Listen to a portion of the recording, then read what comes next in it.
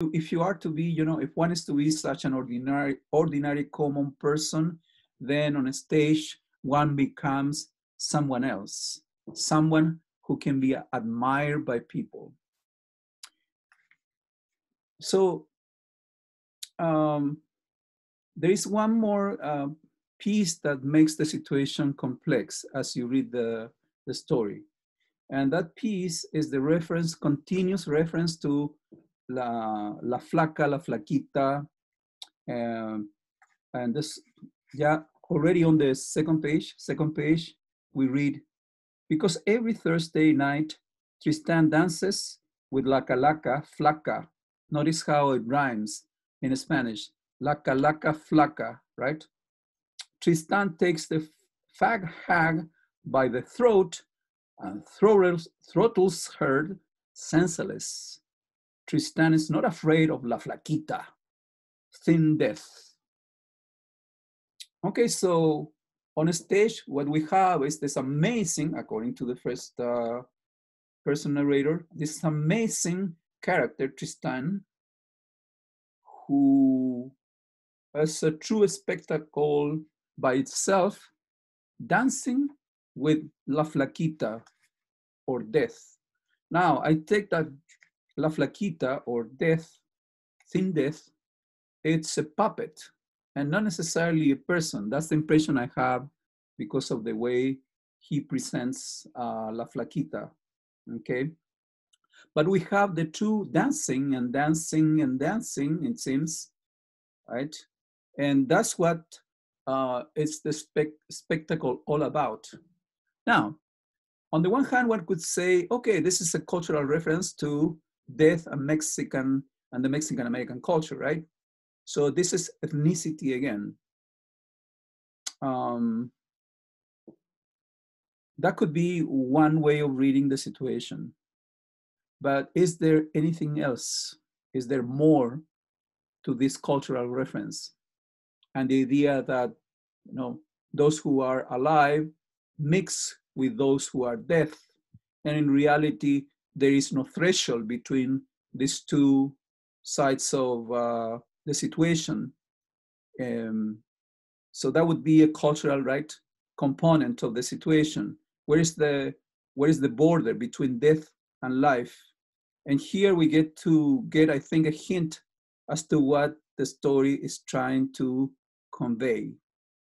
Because, of course, as you read the story, and from the beginning, you have these names, okay? Gustavo Galindo, Ernie Sepúlveda. That's the first page. Second page, top of the page, Leonel Ontiveros, Darlene Limon. Third page, Paul Villarreal Saucedo, Mónica Riojas, Baltasar M. Lopez. Wow, this is a list of Mexican, most likely Mexican-American names from the Texan side of the territory, right? And the story will finish with more names. Ray Agustin Huerta, Elsa González, Frank Castro, Abelardo Romo, Rochelle M. Garza. What is going on? What is happening here? Who are these people? Who are these people, right? That's what we need to interrogate ourselves about, I would say. And the story keeps returning to the names as the first person narrator tells us the story about Tristan dancing with death.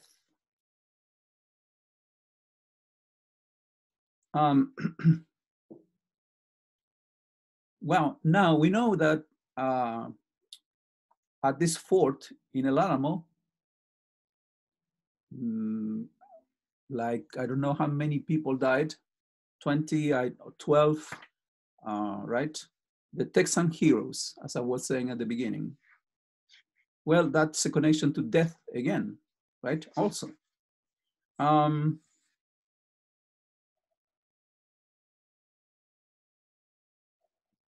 I think that the complication here is that I wouldn't like to give it away for you, because I would like for you to read the story and put the pieces together, right?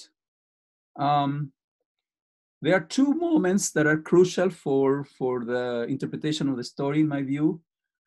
If you go to page 66 and 67, bottom of page 66, top of page 67, the narrator goes, "That's when Tristan life starts, without ulcers or gas stations or hospital bills or bloody sheets or pubic hairs in the sink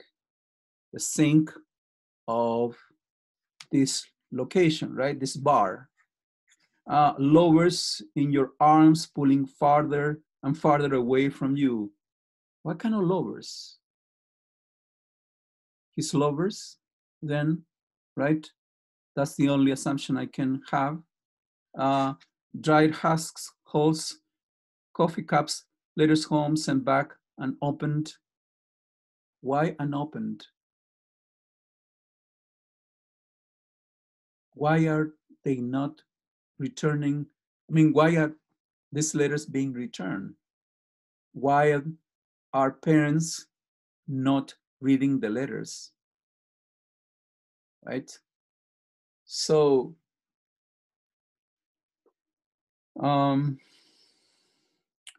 the second moment that is crucial, I would say, is on page 67, is the third or second paragraph that begins, "No, Tristan doesn't have memories like that."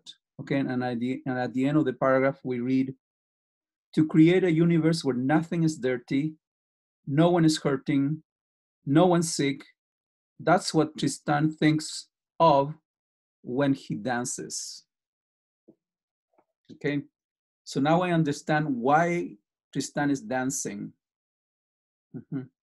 There is a constant, well, the constant dancing has a purpose then, right?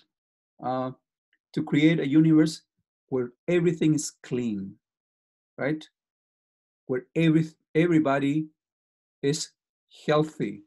And I think I'm telling you a lot by saying that, okay? So he's a fighter, Tristan, and he's a fighter for life. Now, when Cisneros chooses "Remember the Alamo," then what I read is that we, who is we, could be the Mexican American reader, say, okay? We are not that reader, but let's say it's a Mexican American reader. Well, the Mexican American reader needs to remember, right, what is happening right next to the Alamo, or right here in San Antonio at this time, to many Mexican Americans. Parents, relatives who have returned those letters, who didn't want to read those letters, they also need to remember. And we're talking about, most likely, right, Mexican American parents, so Latinos, right, returning the letters. And so the story is very powerful, and it speaks us about a tremendous tragedy, right, within the community, But I'm going to leave it at that, because I want you to tell me, what do you think is going on in the story, okay? Finally, because I didn't say it. I didn't want to say it, not to kill the story for you, okay? Although I might have done it, okay? So that's what I have for you here.